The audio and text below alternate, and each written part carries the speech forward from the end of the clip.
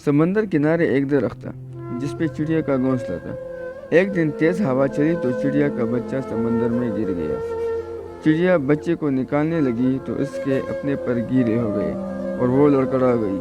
اس نے سمندر سے کہا، اپنی لہر سے میرا بچہ باہر پھینک دے، مگر سمندر نہ مانا۔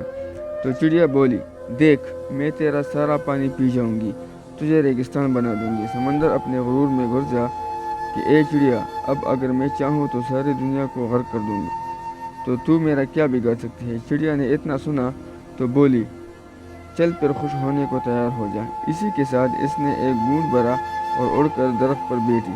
پھر آئی، گونج بھرا، پھر درخت پر بیٹھی۔ یہی عمل اس نے 7-8 بار دہرایا تو سمندر گھبرا کے بولا، پاگل ہو گئی ہے کیا؟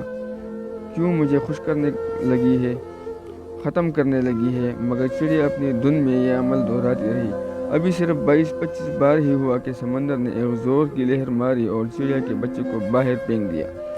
درخت جو کافی دیر سے یہ سب دیکھ رہا تھا، سمندر سے بولا، اے طاقت کے بادشاہ، تو جو ساری دنیا کو پل بھر میں غرق کر سکتا ہے، اس کمزور سی چڑیا سے ڈر گیا؟ یہ سمجھ نہیں آئی۔ سمندر بولا، تو کیا سمجھا؟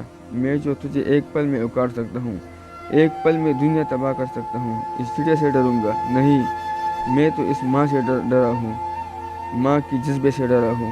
ایک ماں کے سامنے تو عرش ہل جاتا ہے، تو میری کیا مجال؟ جس طرح وہ مجھے پی رہی تھی، مجھے لگا کہ وہ مجھے ریگستان بنا ہی دے گی۔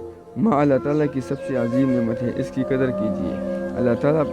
اللہ پاک سے دعا ہے کہ وہ ہمیں اپنے والدین کی خدمت کی توفیق عطا فرمائے، آمین۔